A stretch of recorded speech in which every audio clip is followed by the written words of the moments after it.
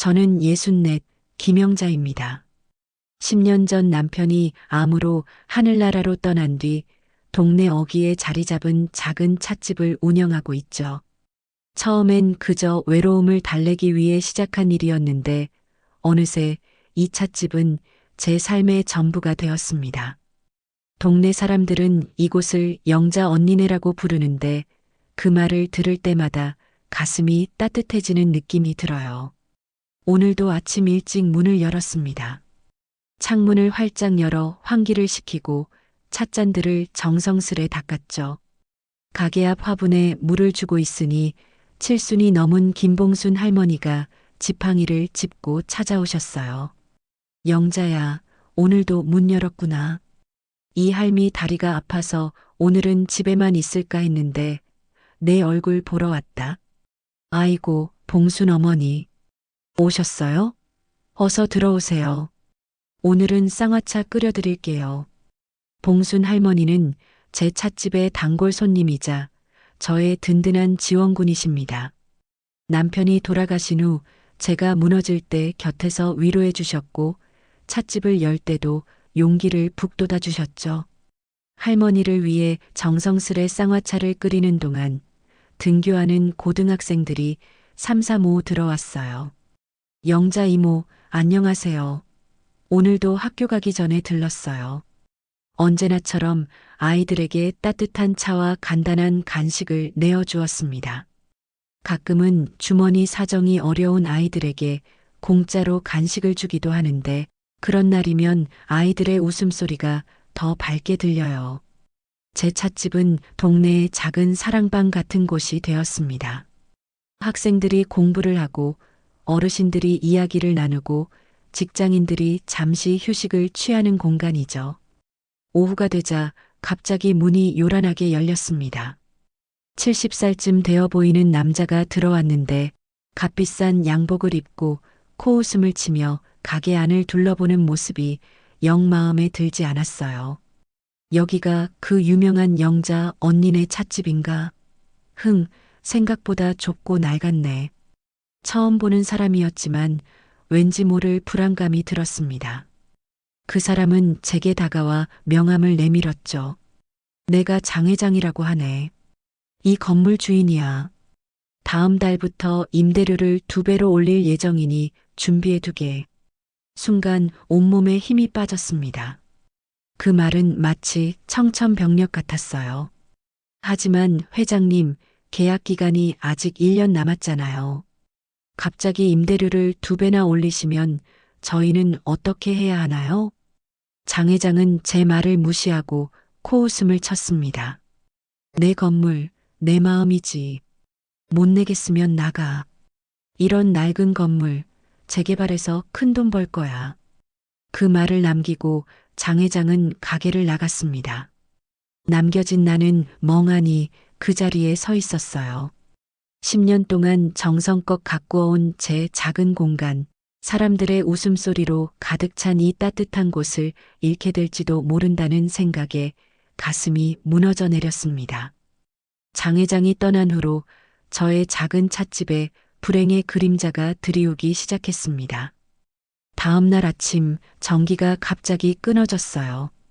전화를 걸어 확인해 보니 건물 전체 점검이 필요하다는 이유였죠. 그날 하루는 촛불을 켜놓고 장사를 했습니다.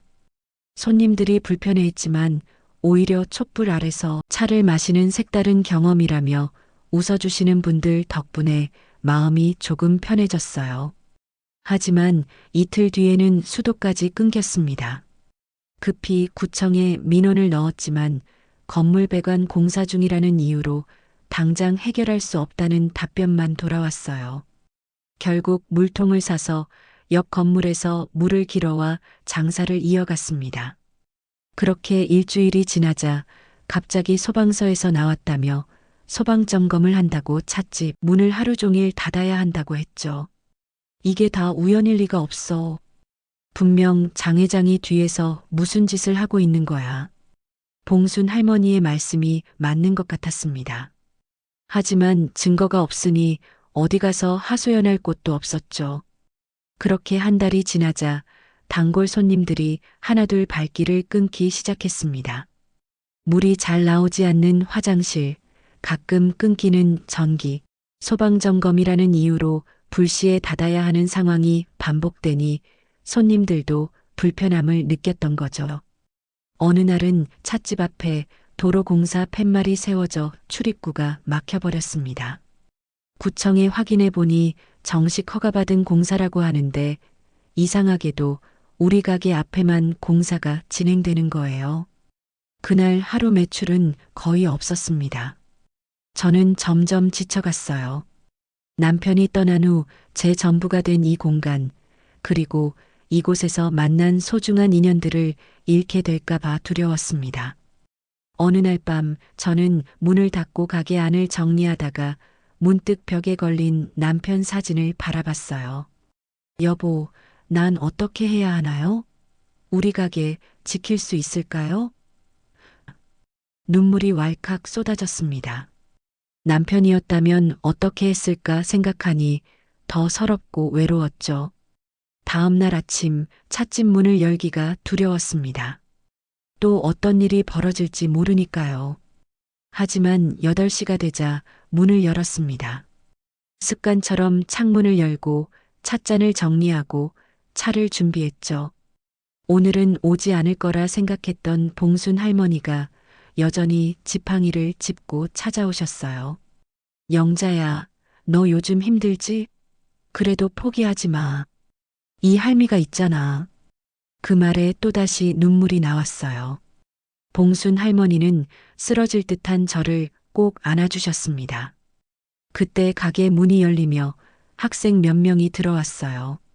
평소보다 훨씬 적은 수였지만 그래도 여전히 찾아와 준 아이들이 고마웠습니다. 저는 가게를 계속 운영하기로 마음먹었어요. 장회장의 압박이 심해져도 손님이 줄어들어도 수입이 적어져도 이 자리를 지키고 싶었습니다. 이곳은 단순한 찻집이 아니라 많은 사람들의 추억이 담긴 공간이니까요. 하지만 현실은 냉혹했습니다. 매출은 계속 줄어들고 임대료는 감당하기 어려워졌어요. 장 회장은 간간히 찾아와 그만 포기하고 나가. 어차피 버틸 수 없을 텐데 하며 저를 압박했습니다.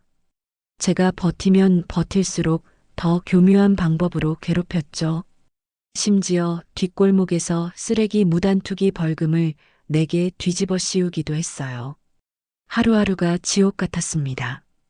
가게는 점점 텅 비어갔고 저는 매일 밤 울면서 잠들었어요. 착한 사람이 이기는 세상이 맞을까? 의심이 들기도 했습니다. 때로는 그냥 포기하고 싶다는 생각도 들었죠. 하지만 제가 이곳을 떠나면 봉순 할머니와 동네 아이들은 어디서 만남을 이어갈 수 있을까요? 그 생각만으로도 가슴이 아팠습니다. 저는 마지막까지 버티기로 했어요. 하지만 언제까지 이 싸움을 이어갈 수 있을지 막막했습니다. 찻집을 운영한 지 정확히 10년이 되는 날이었습니다. 오랜만에 꽃을 사서 가게를 예쁘게 꾸미고 특별히 직접 만든 다과를 준비했어요. 혹시 손님이 올까 하는 마음으로 문을 열어두었지만 오전 내내 찾아오는 이는 없었습니다. 마음이 허전했어요. 점심시간이 지나고 오후가 되자 문이 열리며 키 크고 단정한 양복 차림의 남성이 들어왔습니다. 처음에는 장 회장이 보낸 사람인가 싶어 가슴이 철렁 내려앉았어요. 영자 이모 기억하세요? 저 민규예요. 김민규. 순간 온몸에 전율이 흘렀습니다. 민규라니 10년도 더 전에 이 동네에서 자라던 그 아이가 맞나요? 문제아로 소문났던 그래도 제가 항상 따뜻한 밥과 차를 챙겨주던 그 민규 말입니다. 민규야? 정말 너구나. 어쩐 일로 여기까지 왔니? 민규는 환하게 웃으며 제게 다가왔습니다. 예전의 앳된 모습은 온데간데 없고 어엿한 성인 남성이 되어 있었어요. 그런데 얼굴을 자세히 보니 여전히 예전의 그 순수한 눈빛이 남아 있었습니다. 저 변호사 됐어요, 이모. 서울에서 일하다가 우연히 고향 소식을 들었어요. 찻집이 어려움을 겪고 있다고요. 바로 달려왔습니다. 민규의 말에 눈물이 왈칵 쏟아졌어요. 누군가 저의 어려움을 알아주고 그것도 예전에 제가 도왔던 아이가 이제는 어엿한 성인이 되어 저를 찾아왔다는 사실이 너무 감격스러웠습니다. 이모, 많이 힘드셨죠? 장 회장이란 사람이 이모를 괴롭힌다면서요? 민규에게 모든 상황을 이야기했습니다. 장 회장이 어떻게 저를 압박했는지, 찻집이 어떻게 손님을 잃어갔는지, 그리고 제가 얼마나 지쳐 있는지 모든 걸 털어놓았어요. 민규는 진지하게 듣더니 단호하게 말했습니다. 이제 제가 이모를 지킬 차례예요. 이모가 예전에 저를 도와주셨듯이 이번엔 제가 이모를 도울게요. 장 회장이 무슨 짓을 했는지 모두 증거로 남겨야 해요. 그날부터 찻집에 변화의 바람이 불기 시작했습니다.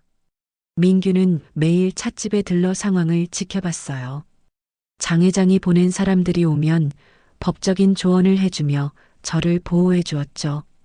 또 민규가 직접 동네 사람들을 찾아다니며 장 회장의 횡포에 대한 증언을 모았습니다. 어느 날은 민규가 작은 녹음기를 가져와 저에게 주었어요.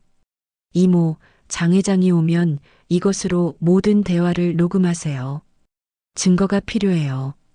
저는 떨리는 마음으로 그 녹음기를 받았습니다. 과연 내가 할 수 있을까 두려웠지만 이제는 혼자가 아니라는 생각에 용기가 생겼어요. 봉순 할머니도 큰 힘이 되어 주셨습니다.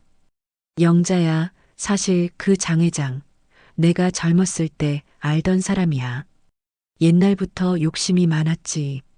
내가 그 사람 몇 가지 비리도 알고 있어. 필요하면 말해줄게. 봉순 할머니의 말씀에 저와 민규는 깜짝 놀랐어요.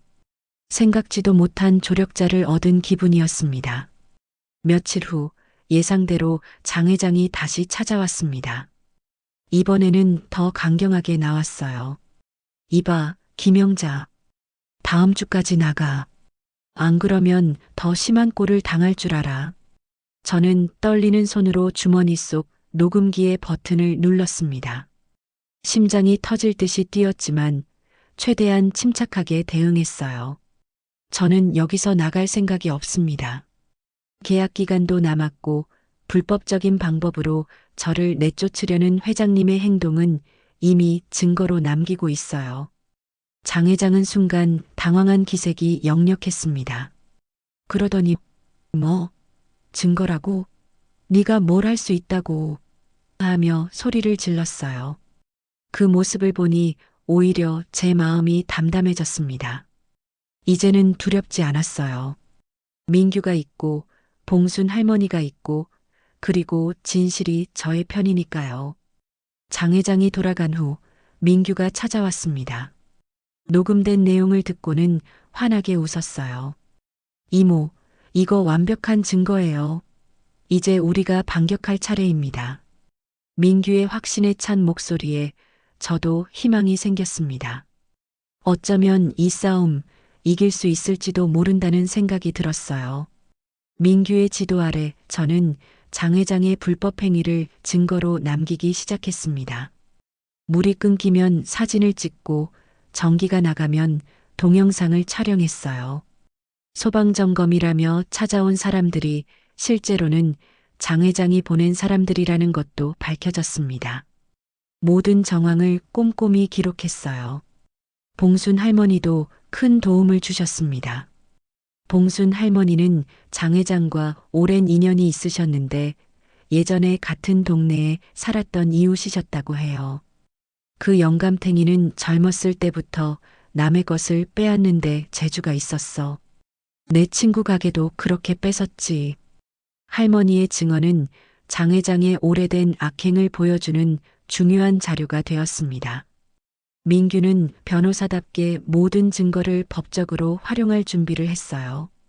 이모, 우리가 할 일은 단순히 찻집을 지키는 것뿐만 아니라 장 회장 같은 사람들이 더 이상 약자를 괴롭히지 못하게 만드는 거예요.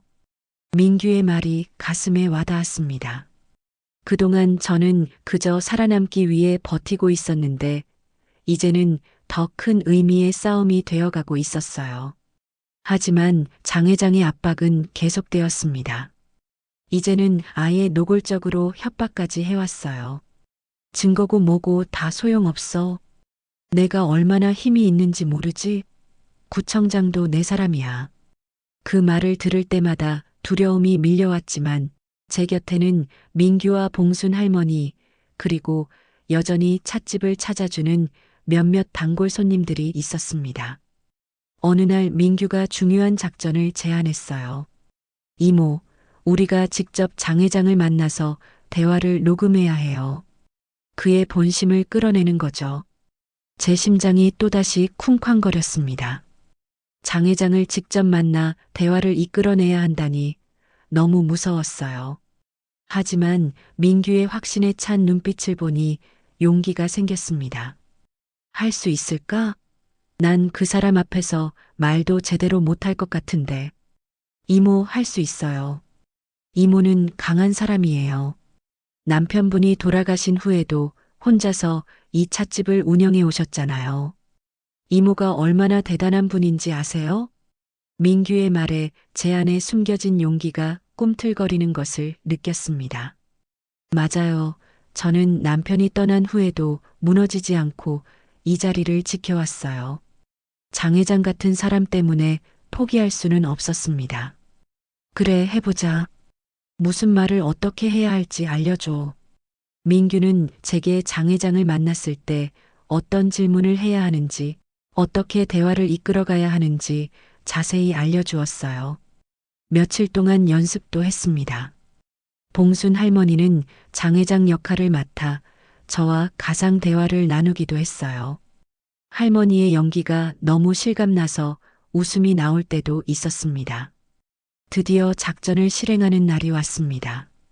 장 회장에게 전화를 걸어 만나자고 했어요. 장 회장은 제가 찻집을 포기하기로 했다고 생각했는지 흔쾌히 승낙했습니다.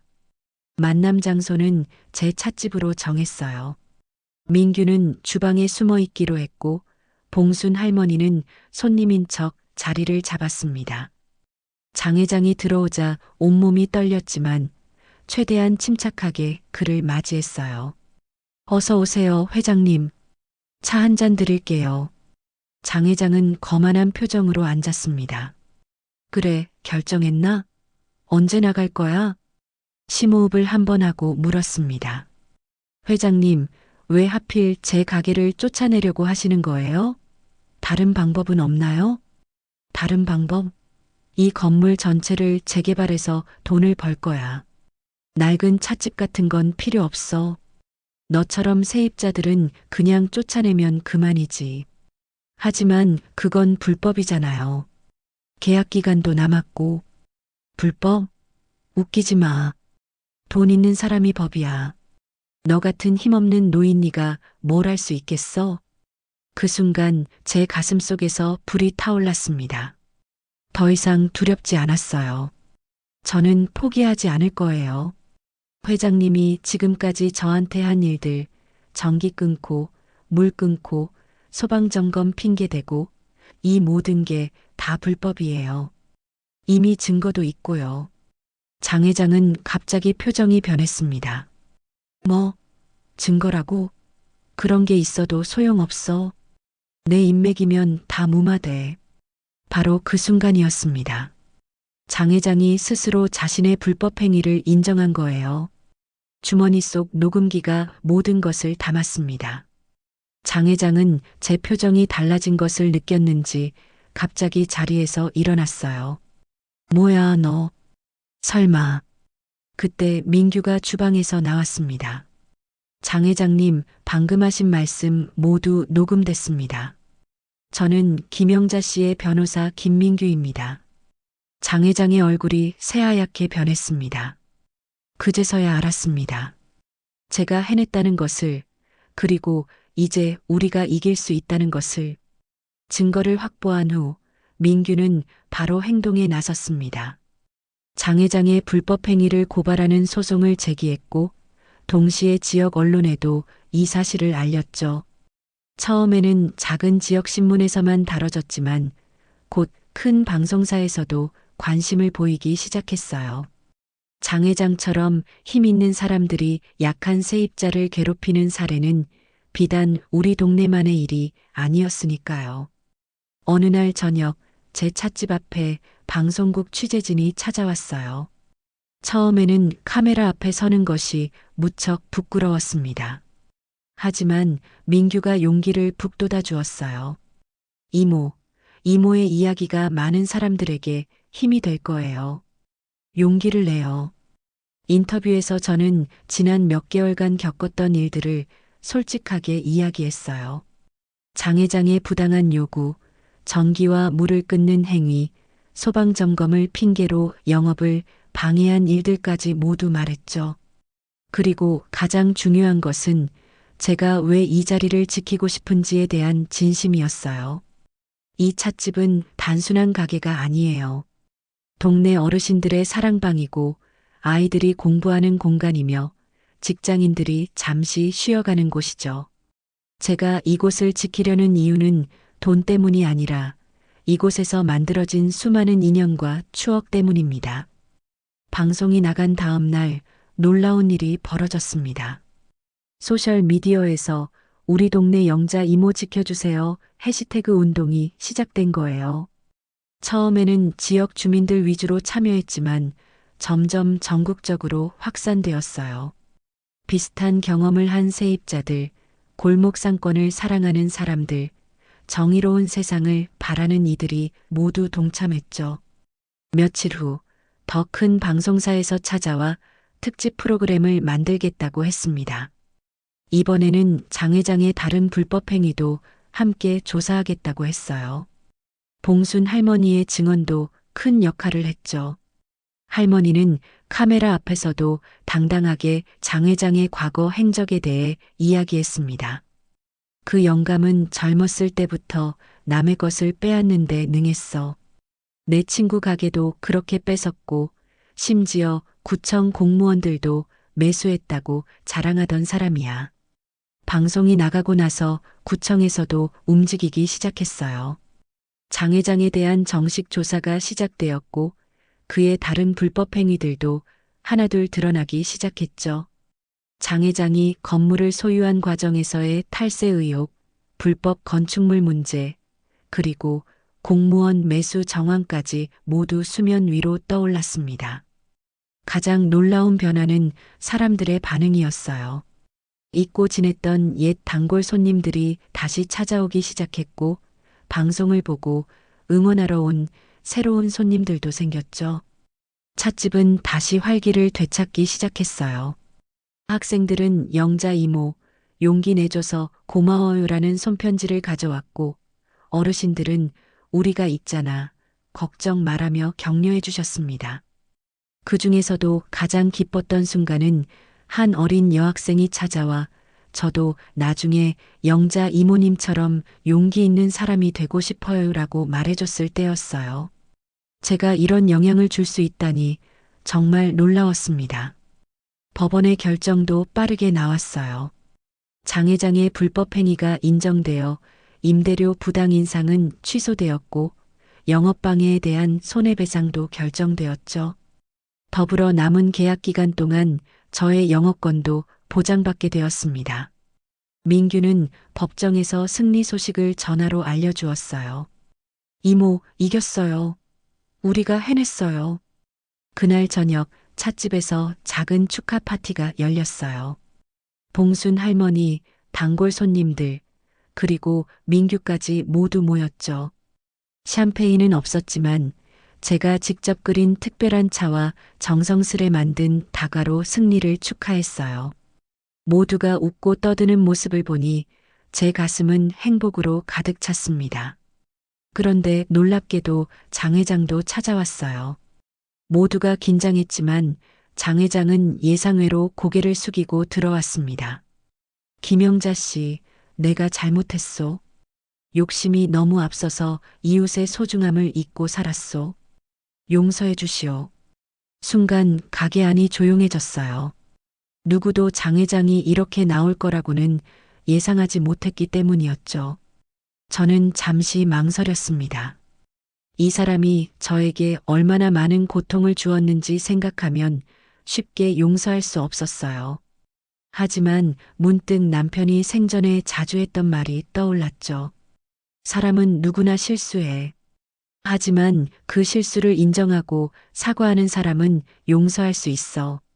저는 깊은 숨을 한번 들이쉬고 장 회장을 바라보았어요. 회장님, 저는 회장님을 미워하지 않아요. 다만 이런 일이 다시는 없었으면 좋겠습니다. 장 회장의 눈에서 눈물이 흘러내렸어요. 그 모습을 보니 저도 감정이 북받쳐 올랐습니다. 어쩌면 이것이 진정한 승리가 아닐까 하는 생각이 들었죠. 법정에서 이긴 것보다 사람의 마음을 움직인 것이 더 큰 승리였습니다. 대법원의 판결 이후 우리 찻집은 다시 활기를 찾아갔습니다. 손님들이 하나둘 늘어났고 따뜻한 차향이 가게 안을 가득 채웠죠. 무엇보다 가장 큰 변화는 제 마음속에 생긴 작은 자부심이었습니다. 평생 순하게만 살아온 저였지만 이제는 부당한 일에 맞서 싸울 줄 아는 용기도 생겼으니 말입니다. 어느 날 아침 구청에서 전화가 왔습니다. 담당 공무원이 저를 만나고 싶다고 했어요. 처음에는 또 무슨 일이 생겼나 걱정했지만 민규가 괜찮을 거라며 안심시켜 주었죠. 약속 시간에 맞춰 구청에 도착하니 생각보다 많은 사람들이 모여 있었습니다. 구청장을 비롯한 여러 공무원들과 지역 상인회 대표들까지 있었어요.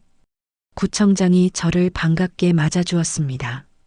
김영자님, 오늘 특별히 모시게 되어 영광입니다. 저희 구에서 새롭게 시행하는 착한 가게 인증제의 첫 번째 주인공으로 영자님의 찻집을 선정했습니다.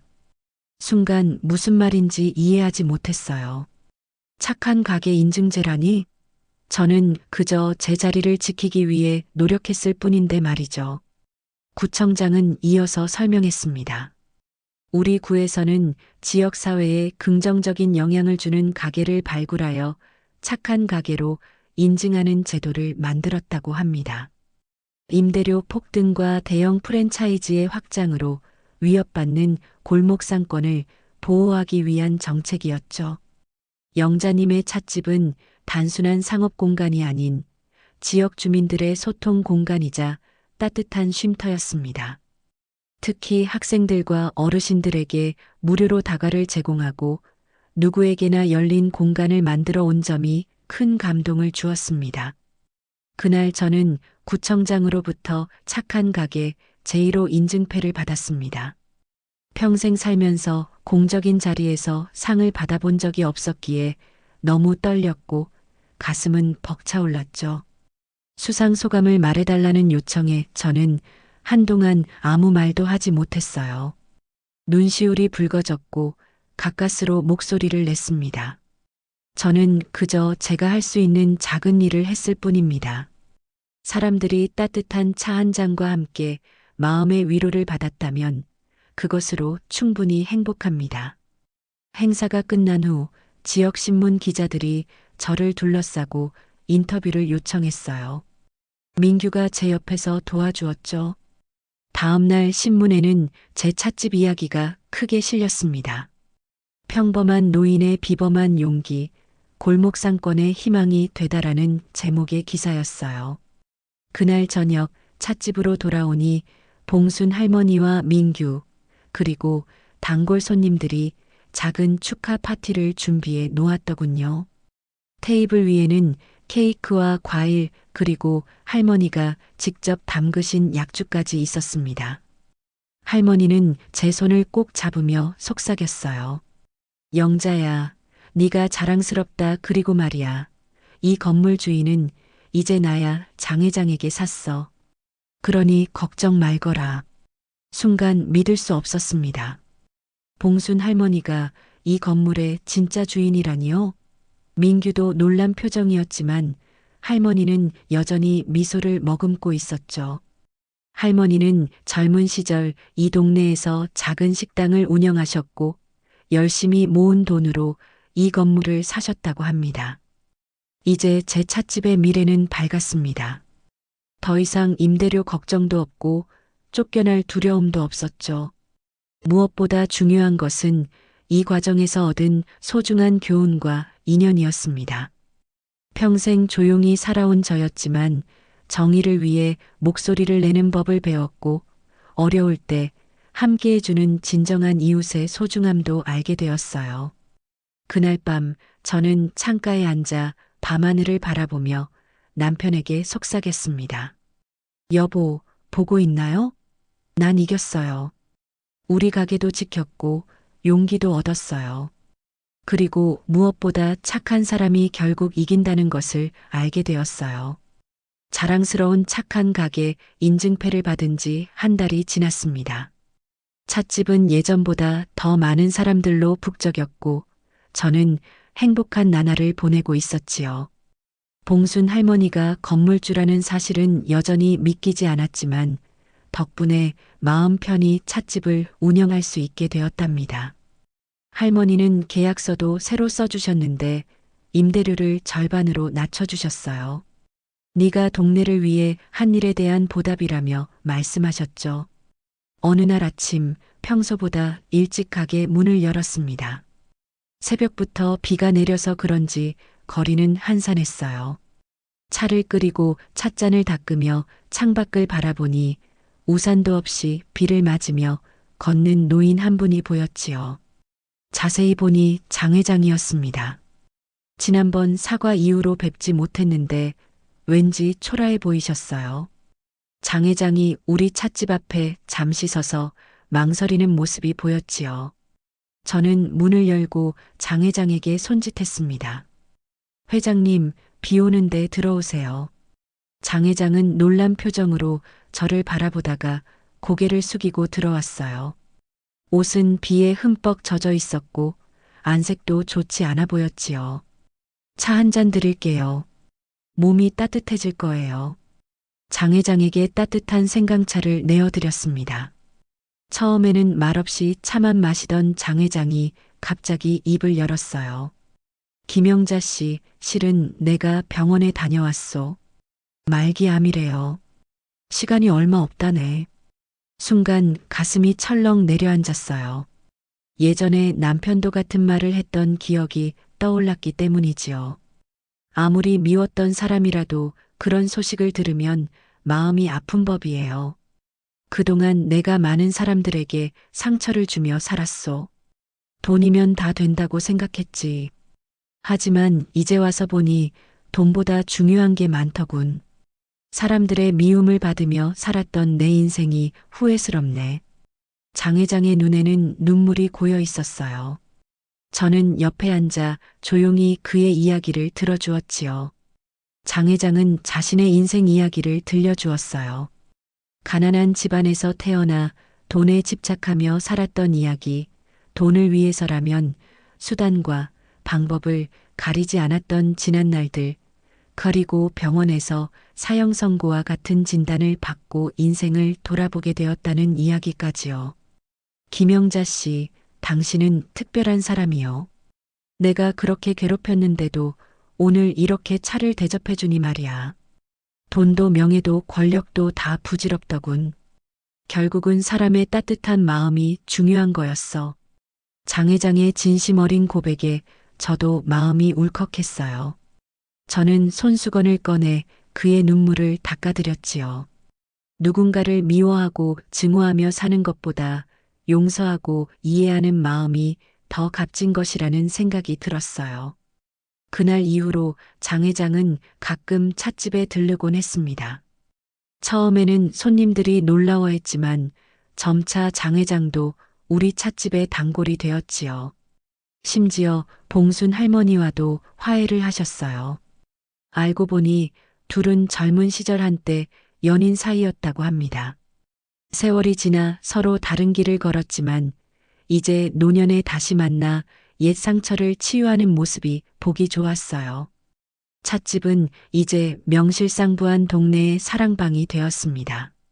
학생들은 공부를 하고 어르신들은 담소를 나누고 직장인들은 잠시 휴식을 취하는 공간이지요. 저는 이런 공간을 만들 수 있어 자부심을 느꼈어요. 특히 장 회장과의 화해는 제 인생에서 가장 값진 경험 중 하나가 되었습니다. 미움을 용서로 바꾸는 기적 같은 순간이었지요. 어느 날은 지역 초등학교에서 아이들이 단체로 찾아왔어요. 선생님께서는 아이들에게 영자 할머니의 이야기를 들려주고 싶다고 하셨지요. 처음에는 부끄러웠지만 아이들의 맑은 눈빛을 보니 용기가 났어요. 저는 아이들에게 어떻게 어려움을 이겨냈는지, 그리고 용서와 화해가 얼마나 중요한지 이야기해 주었답니다. 여러분, 세상에는 돈보다 더 중요한 것들이 많아요. 사람들을 사랑하고 정의롭게 살며 어려운 일이 있어도 포기하지 않는 용기가 바로 그것이지요. 아이들은 제 이야기를 들으며 때론 웃고 때론 진지한 표정을 지었어요. 그 모습을 보니 제 삶이 누군가에게 작은 영감이 될 수도 있겠다는 생각에 가슴이 뭉클해졌습니다. 평범한 노인네의 일상이 이렇게 의미 있는 이야기가 될 줄은 몰랐지요. 제 찻집 이야기는 점점 더 많은 사람들에게 퍼져나갔어요. 착한 가게 인증제는 다른 지역까지 확산되었고, 저는 종종 강연을 요청받기도 했답니다. 평생 남 앞에 나서는 일이 없었던 제가 이제는 많은 사람들 앞에서 제 경험을 나누고 있었어요. 인생이란 참 알 수 없는 것이지요. 봄이 오고 찻집 창가에 놓은 화분에 꽃이 피기 시작했습니다. 푸른 새싹과 함께 제 마음도 한층 더 밝아졌지요. 지난 겨울의 어려움은 이제 먼 기억처럼 느껴졌어요. 찻집은 더 많은 사람들로 북적이며 활기를 찾았고 새로운 단골 손님들도 생겼답니다. 구청에서는 우리 동네를 따뜻한 골목 상권으로 지정하고 여러 지원 사업을 시작했어요. 제 찻집 이야기가 작은 불씨가 되어 동네 전체의 변화의 바람을 일으킨 것이지요.